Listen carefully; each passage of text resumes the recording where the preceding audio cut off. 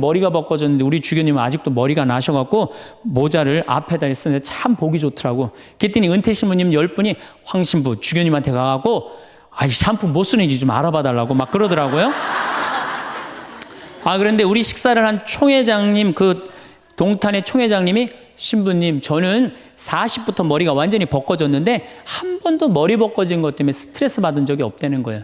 그게 무슨 소리냐? 그랬더니 자기 부인이 40에 본당 사목 임원이었는데 사목회를 하고 집에 들어오면 막 짜증을 내고 들어온대요. 그 문을 열고 딱 한다는 부인이 첫 입을 열어서 하는 소리가 답답해 죽을 뻔했다고. 여보, 사목회가 그렇게 답답해? 그러면 그 부인이 그런데 여보, 나는 사목회를 하는데 60이 먹은 그 본당의 회장님들이 머리가 빽빽하게 꽉 차 있으면은 그 머리를 보고 회의를 하면 가슴이 답답하다는 거야. 그리고 이제 자기 남편을 보고 머리가 완전히 대머리인 남편을 보고 한마디 한대요. 이제야 가슴이 뻥 뚫린다고. 이게 얼마나 남편을 기를 살려주는 말이에요. 그렇지 않아요? 그러니까 여자는 맛도 있고 멋도 있고 누구 기도 살려줘? 남편 기도 살려줘야 되는 거예요. 부처님은요 7종류의 아내가 있다고 그래요. 첫째, 남편을 죽이는 아내가 있대요. 더러운 마음을 가지고 남편에 대한 사랑이 없고 남편을 업신여기는 아내. 아내가 권력 있으면 남편이 모든 것을 참고 침묵하기 때문에 그 참느냐고 빨리 죽는데요. 남편을 죽이는 아내가 있대요. 두 번째는 도둑과 같은 아내가 있대. 남편이 힘들게 돈 벌어 갖고 오면은 그거 그냥 막 써갖고 그냥 살림살이 엉망으로 하는 아내. 도둑과 같은 아내. 셋째, 주인과 같은 아내. 주인 행세하는 거죠. 그래갖고 그냥 자기는 일 안 하고 남편 막 시키는 주인과 같은 아내가 있고. 그 다음에 네 번째는 어머니와 같은 아내가 있대요. 항상 남편을 사랑하며 자식 대하는 것처럼 남편을 보호해주는 아내가 있대요. 그 다음에 누이 동생과 같은 아내. 남편을 섬기기를 다하고 자매와 같은 귀여움을 떨고 애교를 떠는 그런 누이 동생과 같은 오빠 하면서 그런 아내가 있다는 거예요. 그 다음에 친구 같은 아내가 있다는 거예요. 직장에서 마치고 피곤해서 돌아오면은 남편을 반가이 맞이해주고 술 한잔을 하면서 하루를 이야기를 나누는 친구 같은 아내. 그 다음에 이건 시대에 좀 안 맞지만은 종과 같은 아내, 남편을 극진히 섬기는 아내가 있다는 거예요. 여러분들은 7번째 중에 몇 번째에 들어가세요?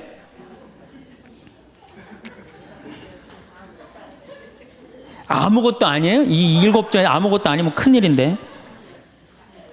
근데 우리나라 남자들도 문제예요. 사실은 이 부인한테 참 잘해야 되거든요.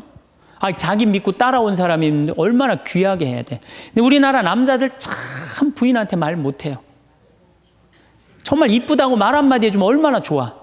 여자는요 1년 365일 365가지 방법으로 이쁘다는 소리를 듣고 싶어 한대요. 오늘같이 이렇게 태양이 찬란한 날은 여보, 저 찬란한 태양처럼 당신 오늘 너무 이뻐. 그리고 비가 촉촉하게 오면 여보, 당신 촉촉한 비처럼 이뻐. 어떤 방법을 써서라도 이쁘다는 말하면 여자는 행복하다는 거예요. 그리고 요리를 해주면 맛있다고 먹으면은 김치찌개, 이렇게 맛있는 김치찌개 먹을 수 있는 사람은 세상은 나 하나밖에 없다고. 이렇게 정말로 이런 말을 해줘야 되는데 생전 뭐 맛있다, 맛없다 그런 말 안 하면은 여자가 밥할 맛 나겠어요? 안 나죠?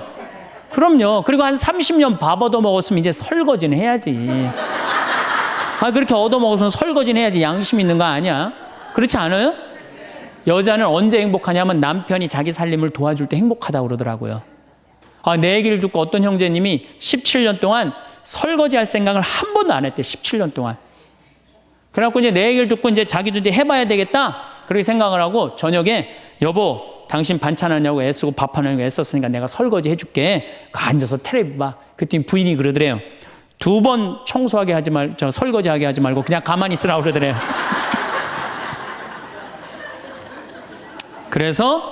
그래서 이 남편이 그랬대요. 아니야, 내가 오늘 해보고 싶어서 그래. 그리고 설거지를 했대요. 그리고 이제 그 형제는 미사 해설하러 성당에 갔는데 메시지가 왔대요. 여보, 나는 오늘 당신이 한 설거지 지금 다시 하고 있어. 하지만은 오늘처럼 행복한 날은 없어. 17년 결혼 생활 중에 오늘처럼 행복한 날은 없어. 고마워. 내 살림살이를 도와줘서. 그 메시지를 형제님이 나한테 보냈어요. 신부님, 요 조그만 거 이렇게 행복할 수 있는데 내가 왜 이제까지 안 했는지 모르겠다고. 그러니까 우리 정말 부인한테, 정말로 자매님들한테 서비스 해줘야 돼. 이제는 서로를 사랑해야 돼요. 서로를 사랑하고 아껴줘야 돼요. 근데 우리나라 남자들이 얼마나 말을 못하냐면 이게 진짜로 있었던 일이에요. 65살 먹은 형제님이 꿈을 잘 꾼 거야. 그래갖고 로또를 산 거야, 금요일 날. 그래갖고 그냥 가슴이 부풀은 거야. 그냥 부인한테 막 자랑을 한 거야. 내가 꿈을 꿨는데 이번 된다. 그리고 보통 꿈이 아니다. 막 돼지가 막 수천 마리 왔다 갔다 한 꿈을 꿨는지. 그래갖고 그냥 막 들떠 있는 거야. 그러니까 부인이 콧소리로 한마디 한 거야. 여보, 그 로또 되면 당신 그 돈 뭐 할 거야? 그랬더니 남자가 정색을 하고 그러더래요. 내가 이 로또 되면은 온 세상 사람한테 다 나눠줘도 당신한테는 한 푼도 안 줄 거야. 아니, 아직 된 로또도 아닌데. 당첨되고 난 다음에 그러면 몰라도 당첨도 안 됐는데. 그냥 이렇게 말하면 얼마나 좋아요. 여보, 당신 평생 나한테 시집 와갖고 고생만 했는데 내가 로또 되면 내가 당신 다 줄게. 쓰고 싶은 대로 다 써. 아니, 당첨도 안 된 로또인데 그렇게 말하면 얼마나 기분이라도 좋아요. 근데 그냥 내가 온 세상 사람한테 다 나눠줘도 당신한테 한 푼도 안 줄 거야. 이게 할 말이에요. 근데 우리나라 남자들이 이런다고요. 다른 형제님들이 마누라 너무너무 이쁘고 좋겠다고 살아봐라야 눈 한번 하얗게 뜨고 하면 그런 독사가 없다. 이런 말 해야 되면은 우리 마누라는 얼굴만 이쁜 게 아니라 마음은 비단이야. 기분이 얼마나 좋아요. 참 고운 말을 못하는 거야. 그냥 온 세상 사람한테 다 나눠줘도 당신한테는 한 푼도 안 준다. 그러니까 이 부인이 너무 열받아갖고 한 달 반 동안 밥을 안 해줬대요. 그리고 진짜 무서운 건 집안에서 폭력이에요. 폭력. 더욱이 남자가 여자를 때리는 건 있을 수 없는 일이에요. 부부가요, 때린다는 건 있으면 안 돼요. 아니, 여자가 남편한테 결혼을 할 때는 이 험난한 세상, 저 힘 있는 남자한테 보호받고 싶어서 결혼하는 거 아니에요?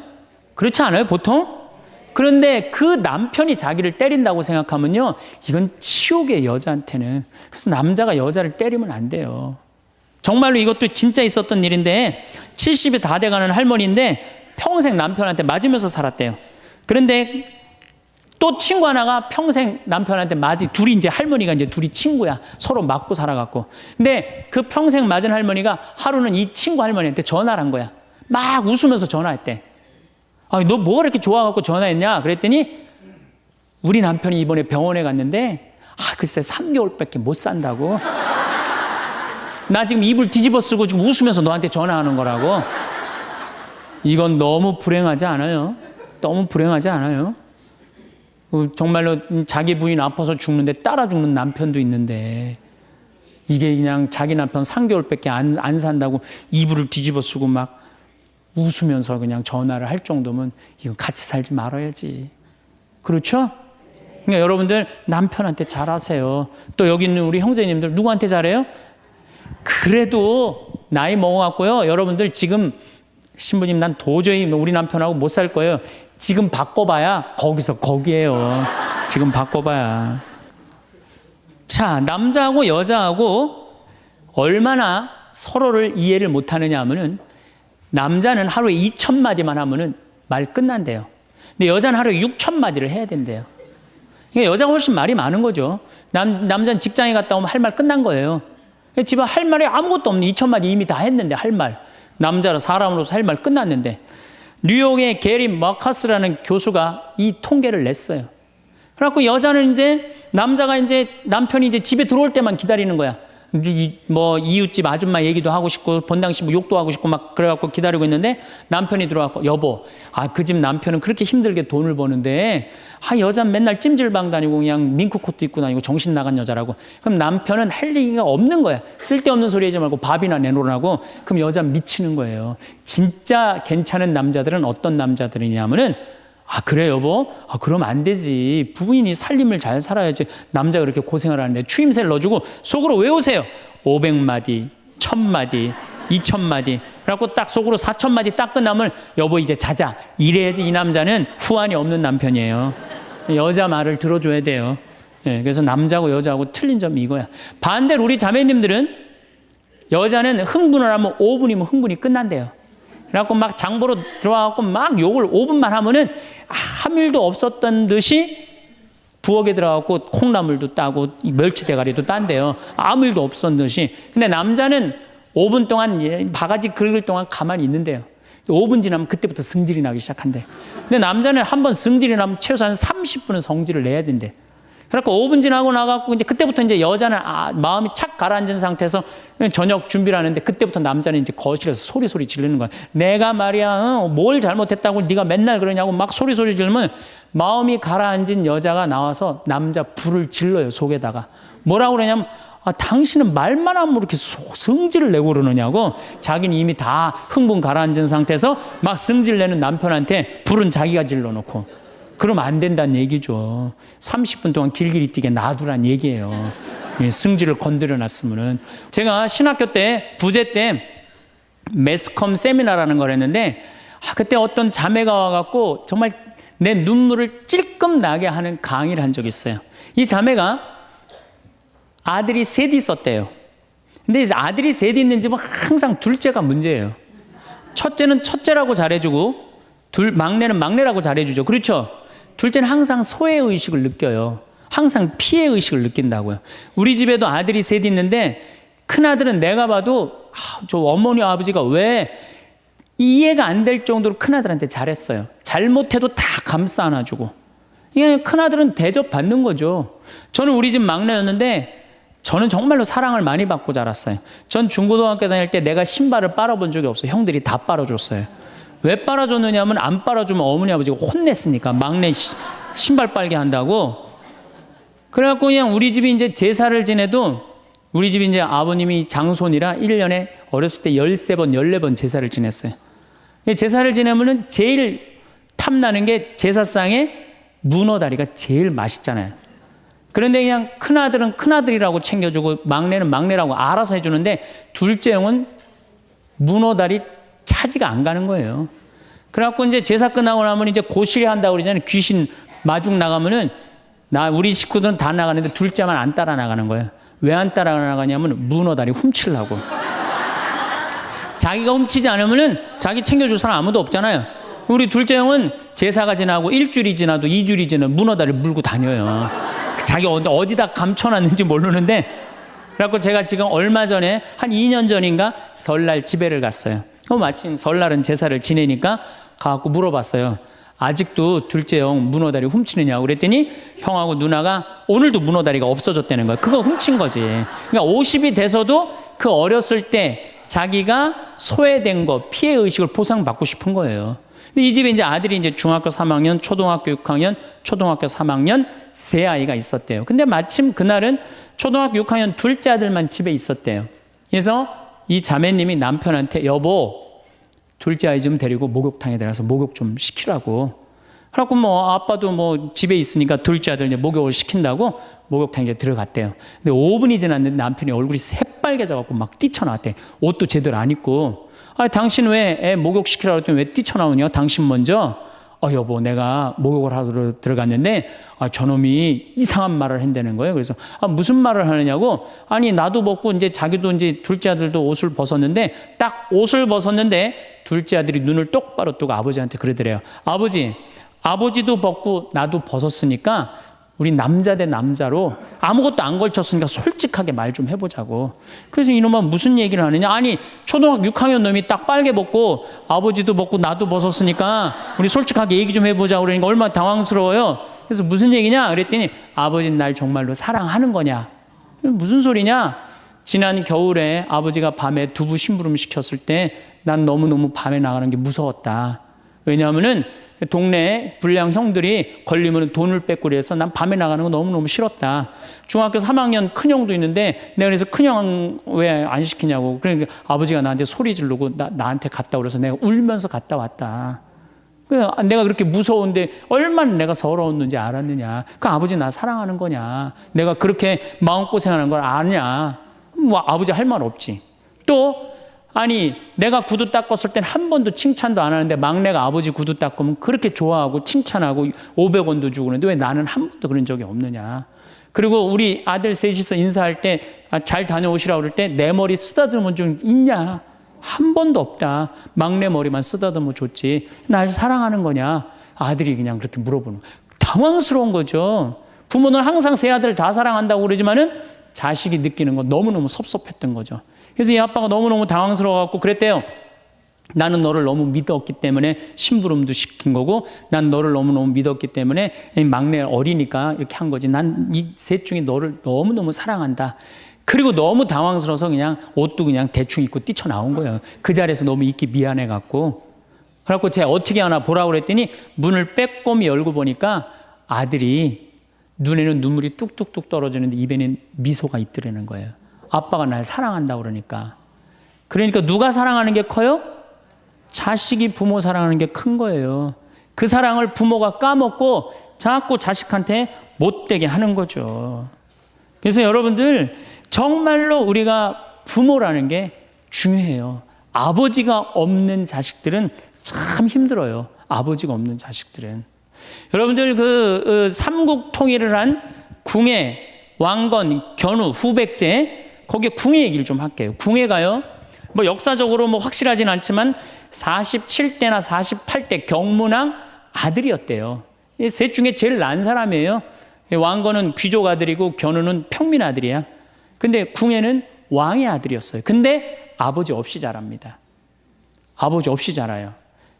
아버지 없이 자라는 사람들은요, 심리학자들이 얘기를 하기에 1살서부터 3살 때까지가 가장 중요하대요. 이때 아버지 엄마가 안아주고 뽀뽀해주고 엄마 아빠라고 그럴 때 격려해주고 기저귀 갈아주고 이럴 때 아이들은 뭐가 생기느냐면 신뢰심이 생긴대요. 세상은 믿을 만한 데다. 그리고 그냥 아이가 막 걸을 때 옆에서 박수 쳐주고 걸음 뛸 때, 그럼 아이들이요, 그 굉장히 심리적으로 안정감을 준다는 거예요. 그런데 이때 아버지가 없는 아이들은 심리적으로 굉장히 불안하다는 거예요. 여러분들, 이 아빠가 아이들 이 목마 태워주면은 애들 좋아해요, 안 좋아해요? 좋아하죠? 그런데 아빠 키가 1m 70이고 애가 50cm면 2m 20이에요. 그 꼭대기에 올라가고 또 애는 아빠 머리를 잡고 막 까르르 넘어가지 않아요? 좋아갖고 아빠 머리를 잡고 걔는 무의식 속에 이런 생각을 갖는데요. 세상은 이렇게 높아도 믿을 만한 데다. 이 든든한 아버지가 있으니까. 그런 믿음이 생긴다는 거예요. 그런데 궁예는 그랬던 경험이 한 번도 없었던 거야. 그러니까 나중에는 사람을 의심을 하기 시작하는 거예요. 의심하기 시작하는 거예요. 그래갖고 나중에 관심법이라는 걸 개발해요. 그래갖고 네가 의심하는지 안 의심하는지 내가 안다. 그래갖고 그냥 친아들도 그냥 의심도 안 하는데 너 의심한다고 그러고 죽이고, 결국 누구까지 죽여요? 자기 부인하고 아들까지 죽여요. 그리고 마지막으로 쓸쓸한 최후를 맞이해요. 신부님, 나는 우리 남편이 일찍 죽어갖고 우리 애들 그냥 혼자 키웠는데 너무 섭섭합니다. 아버지 없이도 훌륭하게 자라는 사람 간혹 있어요. 그게 누구냐면 오바마가 아버지 없이 자라잖아요. 할머니 손에서 얼마나 훌륭해요. 그렇죠? 그러나 일반적으로 보면은 그렇다는 거예요. 아버지가 굉장히 중요한데, 근데 슬픈 거는 우리나라는 아버지가 있어도 없는 것 같아요. 아버지가 있어도 애는 학원 다니냐고 그냥 정신 팔려가고 아버지는 돈 번다고 해갖고 서로 사랑을 쌀 시간이 없는 거, 서로 사랑을 쌀 시간. 그런데 이 아버지와 끈이 굉장히 기가 막힌 분이 한 분 계세요. 아버지와 자식 사랑이 아주 두터운 분이 한 분 계세요. 그분이 누구냐면 바로 예수님이에요. 예수님처럼 아버지와 사랑이 깊은 사람이 없어요. 여러분들, 세례받을 당시 예수님이 물 위에 올라오시자 마르코복음 1장 11절에 뭐라고 그러냐면 너는 내가 사랑하는 아들, 내 마음에 드는 아들이다 라고 하느님 아버지께서 아들을 얼마나 사랑하는지 확인시켜줘요. 그 마태복음 11장 25절 27절을 보면은 아버지, 하늘과 땅의 주님, 지혜롭다는 자들과 슬기롭다는 자들에게는 이것을 감추시고 철부지들에게는 드러내 보이시니 아버지 감사드립니다. 그렇습니다. 아버지의 선하신 뜻이 이렇게 이루어졌습니다. 나는 아버지께서는 모든 것을 나에게 넘겨주셨습니다. 그래서 아버지 외에는 아무도 아들을 알지 못합니다. 또 아들 외에는, 그리고 그가 아버지를 드러내 보여주려는 사람 외에는 아무도 아버지를 알지 못합니다. 그냥 예수님 입만 열면 아버지 얘기를 해요. 입만 열면은. 또 하느님 아버지도 아들한테 각별한 사랑을 해. 거룩한 변모 마태복음 17장 보면은 이렇게 얘기해요. 이는 내가 사랑하는 아들, 내 마음에 드는 아들이니 너희는 그의 말을 들어라. 그러니까 예수님도 아버지를 사랑하고 아버지 하느님도 누구를 사랑해요? 예수님. 그러니까 하늘에 새도 보금자리가 있고 여우도 굴이 있지만 사람의 아들은 머리 둘 곳조차 없다라고 굉장히 고독하셨음에도 불구하고 그 고독을 누구 때문에 극복했을까요? 하느님 아버지와 철저한 사랑의 끈으로 그걸 극복한 거예요. 여러분들 자식들이 세상 살아가기 힘들다 하더라도 그 든든한 아버지가 있는 자식들은요, 극복해 나가요. 든든한 아버지가 있는 자식들은. 또 요한복음 17장 하느님 아버지와 얼마나 깊은 사랑으로 묶여 있는지 잘 보여주는 구절이 있어요. 아버지, 세상이 생기기 전에 제가 아버지 앞에서 누리던 그 영광으로 이제 다시 아버지 앞에서 저를 영광스럽게 해주십시오. 그리고 이어서 이렇게 말씀하십니다. 아버지, 아버지께서 제 안에 계시고 제가 아버지 안에 있듯이 그들도 우리 안에 있게 해주십시오. 난 이 구절을 보면요, 가슴이 떨려요. 여러분들 자식 중에 아버지한테 아버지 안에 내가 있고 내 안에 아버지가 있어, 이렇게 말하는 자식들이 있어요? 그런 고백을 할 수 있는 자식이 몇 명이나 될까요? 아버지 안에 내가 있고 내 안에 아버지가 있다. 예수님은 이렇게 아버지를 사랑했던 거예요. 의로우신 아버지, 세상은 아버지를 알지 못하였지만 저는 아버지를 알고 있습니다. 저는 그들에게 아버지 이름을 알려주었고 앞으로도 알려주겠습니다. 아버지께서 저를 사랑하신 그 사랑이 그들 안에 있고 저도 그들 안에 있게 하려는 것입니다. 예수님은 그 말씀을 하고 난 다음에 유다의 배반으로 붙잡히세요. 그러니까 예수님은 활동 시작할 때부터 아버지 얘기 시작해갖고 마지막 끝날 때까지 아버지 얘기한 거야. 아버지하고 이야기를 하는 거를 멈추지 않으십니다. 그리고 겟세마니 동산에서도 아버지와 끈끈한 사랑을 보여주시죠. 아버지, 하실 수만 있으시면 이 잔이 저를 비껴가게 해주십시오. 그러나 제가 원하는 대로 하지 마시고 아버지께서 원하시는 대로 하십시오. 요새 이런 아들이 어디 있어요? 제 뜻대로 말고 아버지 뜻대로 하세요. 이런 아들이 어디 있어요? 다 내 뜻대로 해달라고 그래요, 엄마 아버지가. 그렇죠? 근데 예수님은 하느님 아버지가 그렇게 기뻤던 거야. 맨 마지막에 아버지, 이 사람들을 용서하여 주십시오. 그리고 마지막으로 이런 말씀을 하십니다. 아버지, 제 영혼을 아버지 손에 맡깁니다. 그러니까 이 아버지와 철저한 끈으로 묶여 있었던 예수님은 그 마지막 제자들이 다 버리고 도망갔어도 그 아버지에 대한 사랑, 내 안에 아버지가 있고 아버지 안에 내가 있다는 그 기가 막힌 사랑으로 극복하시고 인류 구원의 문을 여신 거예요. 그렇다면 우리나라 아버지들도 이런 아버지가 돼야지. 자식들한테 이런 아버지가 돼야 되는데 이런 아버지가 과연 몇이나 있느냐. 저는 다행히 우리 아버지를 참 잘 만났어요. 전 참 아버지를 좋아해요. 나는 어렸을 때 추억이 아버지하고 매일 토요일 날 일요일만 되면 산에 가갖고 도토리 따고 밤 줍고 또 내가 망보고 아버지가 대추나무 올라가고 막 서리하고 막 이런 거 많이 했어요. 예. 그래갖고 막 걸려갖고 막 대추밭 주인한테 막 욕 먹으면 얘는 누구냐고 그러면 우리 막내 아들이라고 그러면 막내 아들 데리고 좋은 거 가르쳐 준다고 그냥. 그리고 어렸을 때 아버지하고 추억 중에 웅덩이가 있어. 웅덩이. 거기에 퍼내면 그 미꾸라지. 그 진흙 안에 미꾸라지 그걸 잡아내는 정말 그런 추억들이요. 그러니까 지금도 80이 된 아버지를 보면 행복한 거예요. 그리고 시간만 되면 그 아버지 보러 가고 싶고. 그러니까 이제는 효도는 없어요. 뭐만 남아있어? 사랑만 남아있는 거예요. 추억만 남아있는 거예요. 자식하고 얼마나 좋은 시간을 많이 가졌느냐에 따라서 늙었을 때 안 외롭다는 거예요. 어렸을 때 자식하고 한 번도 놀아준 적이 없어. 10살 때까지 놀아줘야 된다는 거예요. 근데 10살 때까지 한 번도 놀아준 적이 없으면은 자식이 늙은 부모들 한 번도 같이 안 놀아준다 이거예요. 그러니까 늙어서 외로운 거는 자식이 못 돼서가 아니라 누가 싸놓은 업보야? 그렇죠. 그러니까 섭섭할 필요 없어요. 자, 그렇다면은 사랑이 없는 엄마, 사랑이 없는 아버지, 엄마도 없고 아버지도 없는 이 세대는 외로울 수밖에 없어요. 그리고 그들은 어차피 떠나게 돼 있어요. 그렇다면 여러분들 옆에 남아있는 건 누구밖에 없어요? 남편. 그렇죠. 50살에 자식들 떠나면 50부터 100살까지 여러분들 옆에 남아있을 수 있는 유일한 사람은 남편밖에 없어요. 근데 여러분들 그 남편한테 잘해요? 옛날에는요, 부모한테 자식이 전부였어요. 왜 옛날에는 부모한테 자식이 전부였느냐면 20살에 결혼해갖고 내가 40살이 되면은 자식이 20살이 돼요. 그러면은 되게 50살까지밖에 못 살았어요. 그럼 자식이 몇 년 효도하면 되냐면 10년만 효도하면 돼요. 그러면 알아서 죽어줘 주니까.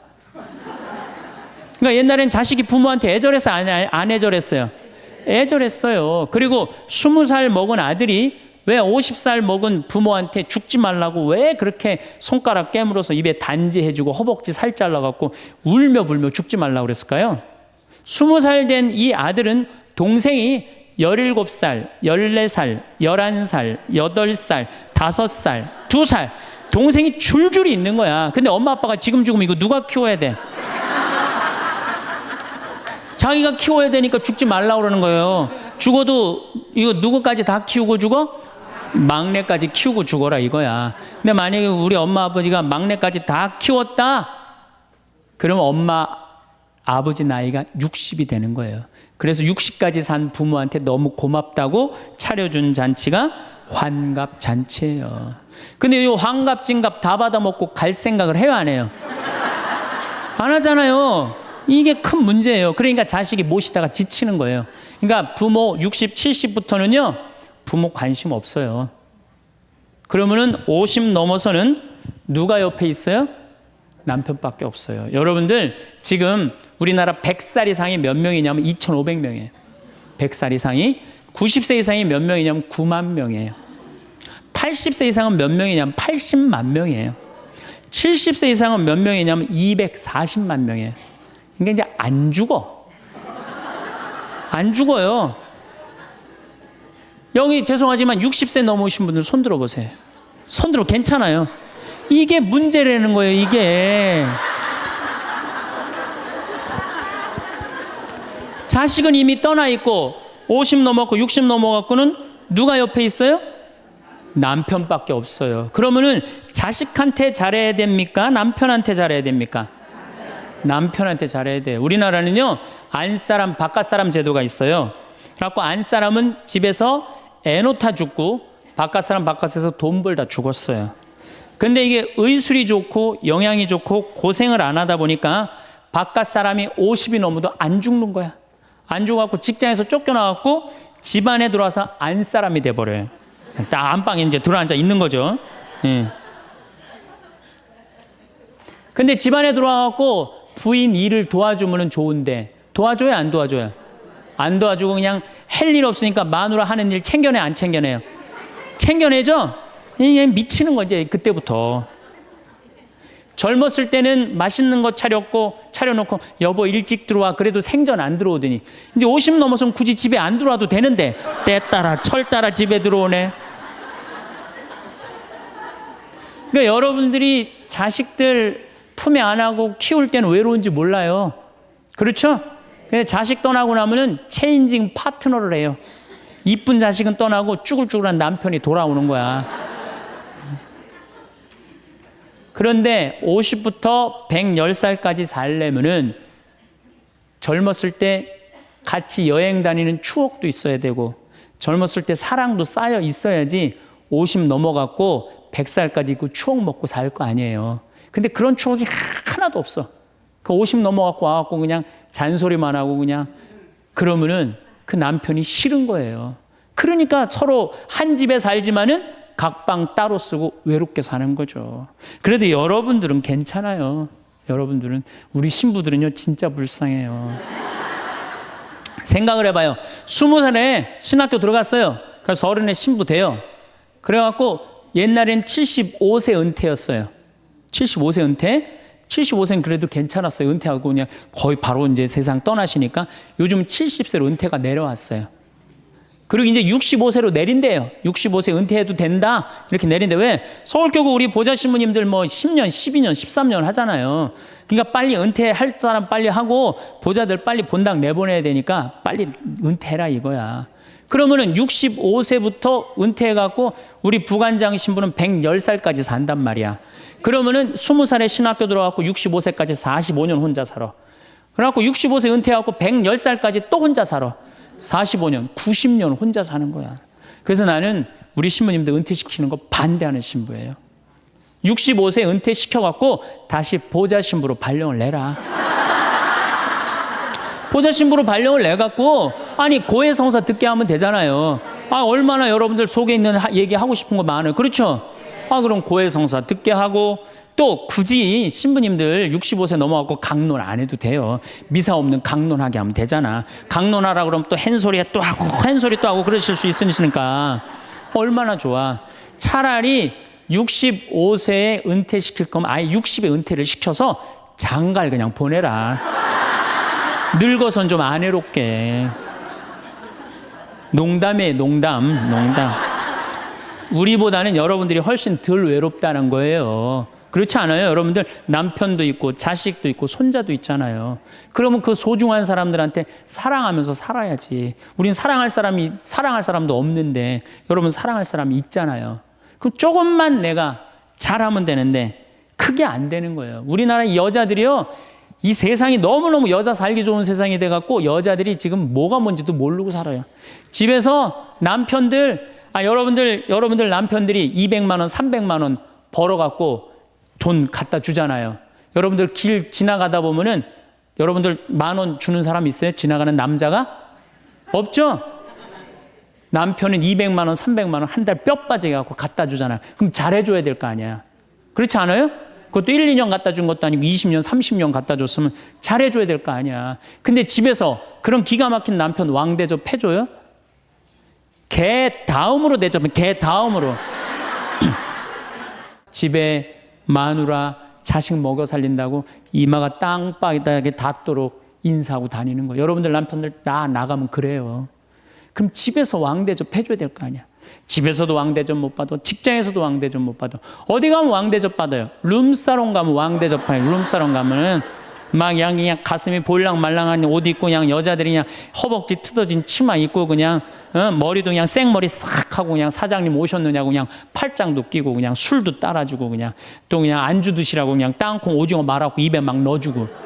얼마나. 그러니까 30만 원, 40만 원 쓰는 게 안 아까운 거예요. 대한민국의 룸사롱으로 남자를 몰아내는 건 누가 몰아내는 거냐? 여자들이 난 몰아낸다고 생각해요. 여자들이. 마누라라는 게 아침에 출근할 때 보면 막 사자머리를 해갖고 막 귀신 눈을 해갖고 그냥 여보 다녀와 그냥 다녀오게 하고 난 다음에 다녀오라고 그래야지. 예쁘게 차려입고 문 입구에서 여보 다녀와. 그러면 내가 이렇게 이쁜 마누라 있는 집에 돌아와야 돼. 그런 마음으로 나가서 일할 거 아니야. 사자머리 밥도 제대로 안 챙겨주고 그냥 다녀오라고 그러고. 또 대한민국 남자들은 또 착해요. 또 다녀오랜다고 저녁에 여보 나 다녀왔어. 근데 아직도 그냥 사자머리를 하고 그냥 텔레비 보고 앉아있으면 어느 남자가 집에 들어가고 싶겠어요. 그렇지 않겠어요? 그래서요 사람은요 부부는요 사는 맛이 있어야 돼요. 사는 맛이. 50이 넘으면요 남자가 테스토스테론은 없고 에스트로겐만 있어요. 여성 호르몬이 자꾸 나와요. 그래서 성적인 능력이 사라져요. 성적인 능력이 사라지니까 50 넘은 남자들은 무슨 낙으로 사느냐면 먹는 낙으로 사는 거예요. 먹는 낙으로. 그냥 50만 되면 말하는 거 좋아하고 먹는 거 좋아한단 말이야. 근데 이 남자는 50이 넘으면 먹는 걸 좋아하는데 50이 넘은 여자는 이 세상에서 제일 하기 싫은 게 밥이야. 밥.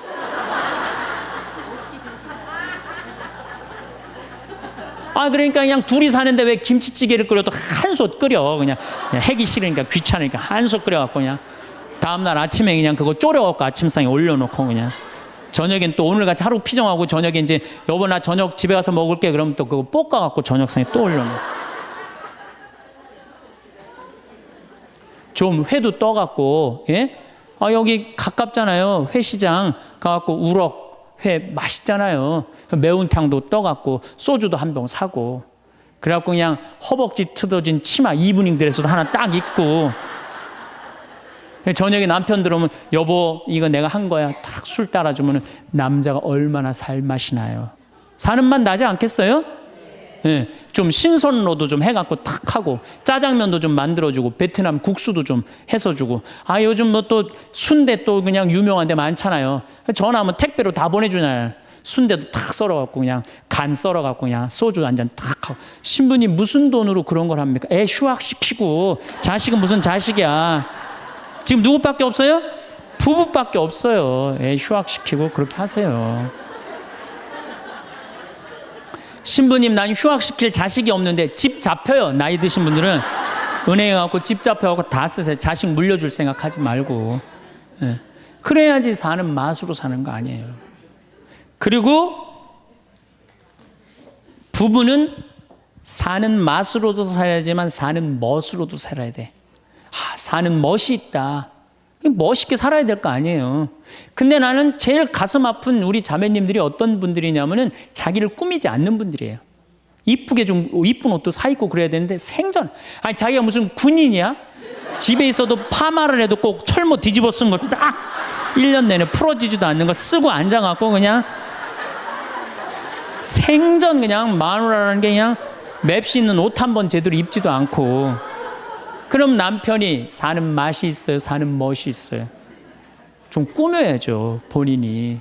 예쁜 옷도 좀 사서 입고, 좀 브릿지도 좀 넣었다가, 머리도 그냥 생머리도 했다가, 이쪽으로도 묶었다가, 저쪽으로도 묶었다가, 어느 날 좀 틀어도 올리고, 막 이래야지 그냥 남자가 사는 맛도 있고, 사는 멋도 있을 거 아니에요. 생전 그냥 옷도 그냥, 신부님 맵시가 있어야지 옷을 사 입죠. 그러면 좀 살도 좀 빼시고 그냥 이건 벤지 엉덩이지 구분도 안 되는 그냥 몸매를 가지고 그러니까 그냥 몸빼바지만 계속 짚고 이 집에 있으면은 어느 남자가 집에서 가고 싶어요.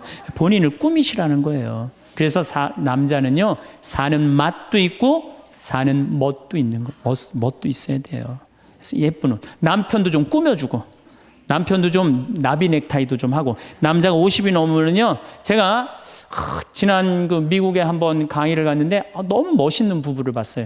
남편이 한 60쯤 돼 보이는데 식사를 같이 하려고 그러는데 남편이 살짝 머리가 벗겨졌더라고요. 근데 부인이 사각모를 탁 저기 뭐 차에 하더라고요. 남편을 바깥에서 만났는데 딱 했는데 부인이 여보 이거 써 탁 씌워주는데 너무 멋있더라고요.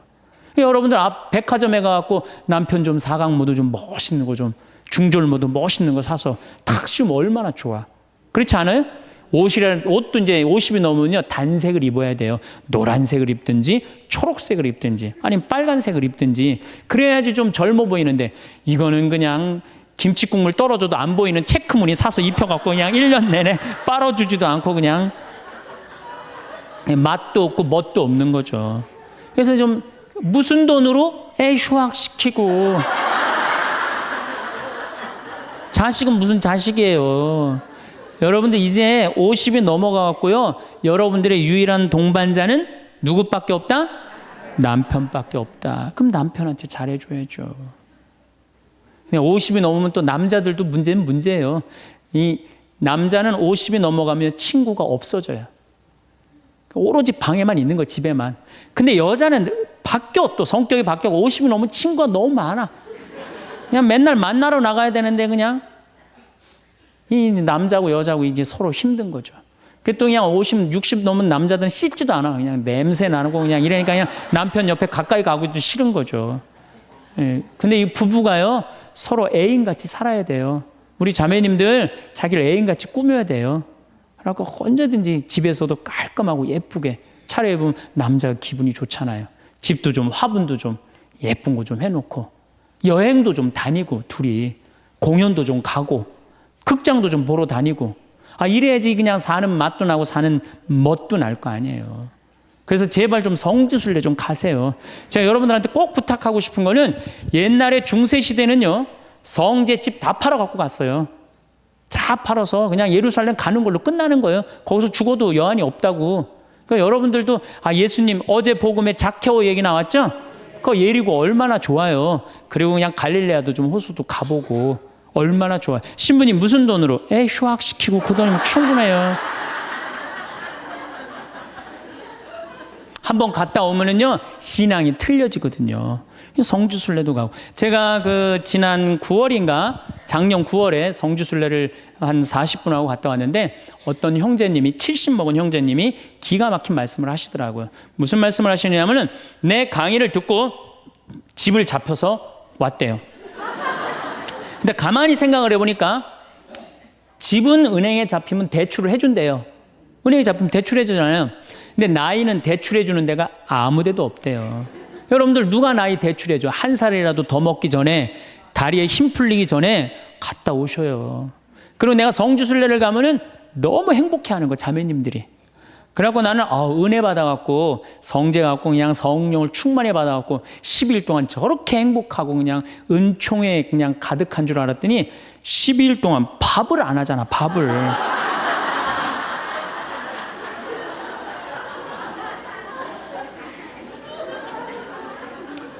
남편, 부부는 맛도 있고 멋도 있어야 되지만 기도 살려줘야 돼. 남편 기도 살려줘야 돼요.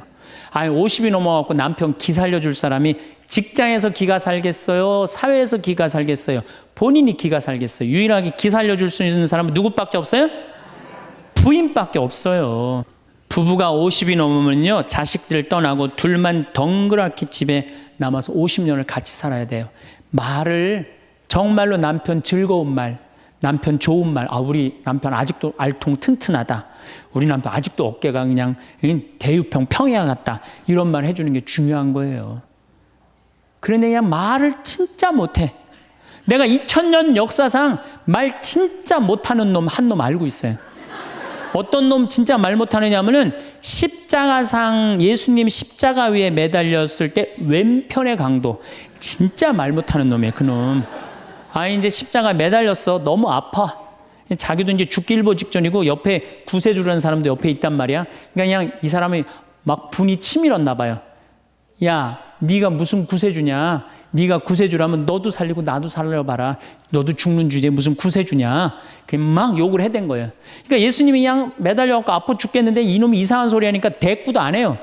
대꾸도 안 해. 성서 보면은 그냥 가만히 계세요. 근데 내가 2000년 역사상 진짜 말 잘하는 사람 한 사람 알고 있어요. 그게 누구냐면 오른편 강도예요. 얼마나 말을 잘하느냐면은 그렇게 얘기를 하니까 이 왼편에 있는 강도를 혼내요. 야, 이놈아, 니놈하고 나는 죽어도 싸. 강도 짓을 했으니까. 근데 저분이야말로 무슨 죄가 있어? 가난한 사람, 병든 사람 함께 해주고 인간 사랑하신 분인데, 그리고 이 강도가 한마디 해요. 주님, 마지막 날에 저를 기억해 주십시오. 그러니까 그냥 예수님이 왼편에 있는 놈한테는 대답도 안 하던 예수님이 그렇게 아파도 오른편에 있는 강도한테 한마디 해요. 너야말로 오늘 나와 낙원에 들 것이다. 이 말 한마디 잘한 바람에 그냥 예수님하고 1호로 천당에 올라간 사람 아니야. 그렇지 않아요? 루카복음 23장에 나오는 얘기예요. 루카복음에. 그러니까 여러분들 남편 칭찬을 해주세요. 남편. 어쨌든 우리가 이 인생을 외롭게 살고 싶지 않다면은 부부가 사랑하는 수밖에 없어요. 그래야만이 우리 인생이 풍요로워요. 더욱이 여러분들 노년 50년, 60년 부부밖에 없어요. 훈련하면 된대요.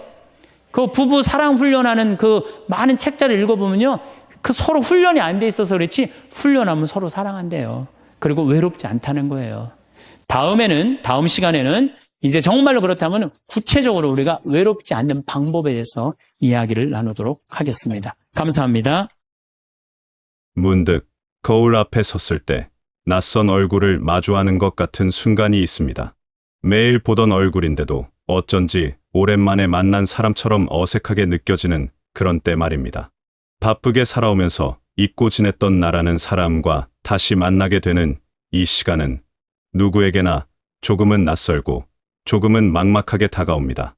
하지만 이 순간은 잃어버린 시간이 아닙니다. 오히려 이제껏 미처 돌보지 못했던 나 자신에게 온전히 집중할 수 있는 귀한 선물과도 같은 시간입니다. 지금부터 함께 나를 위한 시간을 어떻게 채워갈 수 있을지 천천히 이야기해 보겠습니다. 우리는 평생을 함께할 가장 오래된 친구가 있습니다. 바로 나의 몸입니다.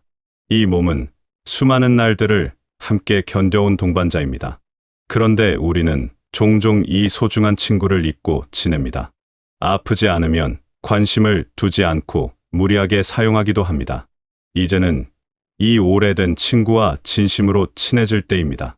몸이 보내는 신호에 귀를 기울여 보세요. 어깨가 무겁다면 그것은 몸이 여러분에게 말을 거는 것입니다. 무릎이 시큰거린다면 잠시 쉬어가자는 메시지일지도 모릅니다. 이런 신호를 무시하지 말고 받아들이는 연습이 필요합니다. 오늘은 좀 쉬어가고 싶구나 하고 몸의 목소리를 들어주세요. 따뜻한 물에 발을 담그고 싶다는 몸의 요청을 들어주세요. 이것이 바로 나를 존중하는 가장 기본적인 태도입니다. 식사 시간은 단순히 배를 채우는 시간이 아닙니다. 하루 중 나를 위해 특별히 마련한 의식과도 같습니다. 창가에 앉아 햇살을 느끼며 천천히 한 숟가락씩 음식을 음미해 보세요. 좋아하는 그릇에 음식을 정성껏 담아보는 것도 좋습니다. 음식의 색깔과 향기를 느끼고 한 입 한 입 씹는 감촉에 집중해 보세요. 이렇게 먹는 행위 자체에 온전히 집중할 때 식사는 단순한 영양 섭취를 넘어 나를 위한 사랑의 표현이 됩니다. 무엇을 먹느냐도 중요하지만 어떻게 먹느냐가 더 중요할 때가 있습니다. 몸을 움직이는 것은 부담스러운 운동이 아니어도 됩니다. 그저 움직임 자체를 즐기면 충분합니다. 좋아하는 음악을 틀어놓고 가볍게 몸을 흔들어 보세요. 리듬에 맞춰 어깨를 들썩이고 고개를 끄덕이는 것만으로도 몸은 활력을 느낍니다. 아침 햇살이 좋은 날에는 밖으로 나가 걸어보세요. 발바닥으로 땅을 느끼고 바람이 피부를 스치는 감각을 온전히 경험해 보세요. 나무숲이 바람에 흔들리는 모습을 보고 새소리를 들으며 걷는 시간은 그 자체로 치유입니다. 목표를 정하지 않아도 됩니다. 그저 움직이는 것 자체가 즐거움이 될 수 있도록 나만의 방법을 찾아보세요. 마음도 집처럼 정리가 필요한 공간입니다. 우리는 살면서 많은 감정들을 마음속에 쌓아둡니다. 서운했던 기억이나 후회스러운 일들이 먼지처럼 쌓여 마음의 공간을 좁게 만듭니다. 이제는 이런 묵은 감정들을 하나씩 비워낼 때입니다. 과거의 어떤 선택이 마음에 걸린다면 그때의 나는 그럴 수밖에 없었다고 이해해 주세요. 그 순간 나는 최선을 다했고 그것만으로도 충분했다고 말해 주세요. 누군가에게 받은 상처가 아직도 아물지 않았다면 그 사람도 그럴 수밖에 없는 사정이 있었을 거라고 너그럽게 생각해 보세요. 이렇게 한 걸음 물러서서 바라보면 마음의 짐이 조금씩 가벼워집니다. 행복은 거창한 것이 아닙니다. 하루 동안 나를 미소 짓게 한 작은 순간들을 찾아보세요. 아침에 마신 차의 향이 유난히 좋았다거나 창밖으로 보이는 구름 모양이 예뻤다는 것만으로도 충분합니다. 길을 걷다가 마주친 강아지가 꼬리를 흔들어 주었다거나 라디오에서 옛날 노래가 나와서 기분이 좋았다는 것도 소중한 순간입니다. 이런 반짝이는 순간들을 의식적으로 찾다 보면 우리의 하루는 생각보다 많은 기쁨으로 채워져 있다는 것을 발견하게 됩니다. 잠들기 전 오늘 하루 중 좋았던 일 3가지를 떠올려 보는 습관을 만들어 보세요. 처음에는 어렵게 느껴질 수도 있지만 점점 쉬워질 것입니다. 우울한 생각이 찾아올 때가 있습니다. 모든 것이 무의미하게 느껴지고 앞으로 나아갈 힘이 없는 것 같은 순간 말입니다. 이럴 때는 그 생각에 빠져들지 말고 한 걸음 떨어져서 바라보세요. 아, 내가 지금 이런 생각을 하고 있구나 하고 관찰자의 입장에서 바라보는 것입니다. 감정은 구름처럼 흘러갑니다. 아무리 짙은 먹구름도 결국 지나가고 다시 맑은 하늘이 나타납니다. 부정적인 생각도 마찬가지입니다. 그 생각이 나 자신은 아닙니다. 그저 지나가는 기분일 뿐입니다. 이렇게 생각하면 마음이 조금 편안해집니다. 이제 시간은 온전히 여러분의 것입니다. 이 시간을 어떻게 채울지는 전적으로 여러분의 선택입니다. 그저 흘려보내지 마세요. 설렘과 즐거움으로 채워보세요. 그 첫걸음은 나의 취향을 발견하는 것입니다. 어떤 색깔을 좋아하는지 생각해보세요. 파란색인가요? 초록색인가요? 아니면 따뜻한 주황색인가요? 좋아하는 색으로 내 공간을 조금씩 바꿔보세요. 쿠션 하나를 바꾸는 것만으로도 공간의 분위기는 달라집니다. 어떤 음악을 들을 때 마음이 편안해지는지 탐색해보세요. 잔잔한 클래식일 수도 있고 경쾌한 팝송일 수도 있습니다. 옛날 가요를 들으면 마음이 따뜻해지는 사람도 있을 것입니다. 좋아하는 음악을 찾았다면 하루 중 1시간은 음악을 들으며 보내는 것도 좋습니다. 음악에 온전히 집중하며 듣다 보면 마음이 평화로워집니다. 어떤 향기를 좋아하는지도 알아보세요. 꽃향기일 수도 있고 바다 냄새일 수도 있습니다. 빛냄새나 흙냄새를 좋아하는 사람도 있습니다. 좋아하는 향을 집 안에 두고 가끔 깊이 들이마셔 보세요. 향기는 우리의 기억과 감정을 깨웁니다. 좋은 향기를 맡는 것만으로도 기분이 좋아집니다. 세상에 대한 호기심을 되살려 보세요. 저건 뭘까 하고 궁금해하는 마음을 허락하세요. 나도 한번 해볼까 하는 용기를 내보세요. 산책하다가 처음 보는 꽃을 발견하면 이름을 찾아보세요. 동네에 새로 생긴 가게가 있다면 들어가 보세요. 텔레비전에서 재미있는 요리가 나오면 따라 만들어 보세요. 이런 작은 탐험들이 일상의 생기를 불어넣습니다. 무언가 새로운 것을 배우고 싶다면 시작해 보세요. 잘해야 한다는 부담감은 내려놓으세요.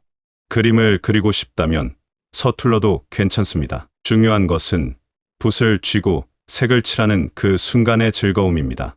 악기를 배우고 싶다면 음이 틀려도 좋습니다. 소리를 만들어내는 과정 자체가 기쁨입니다.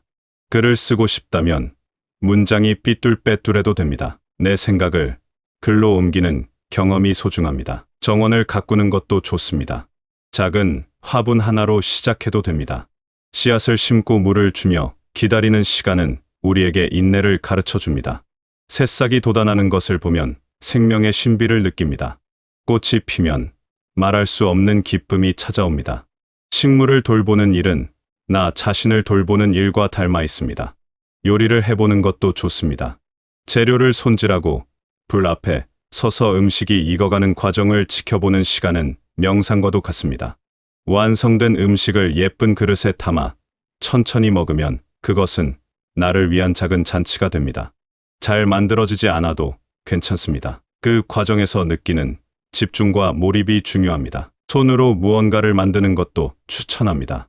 뜨개질이나 자수 같은 바느질일 수도 있고 종이접기나 만들기일 수도 있습니다.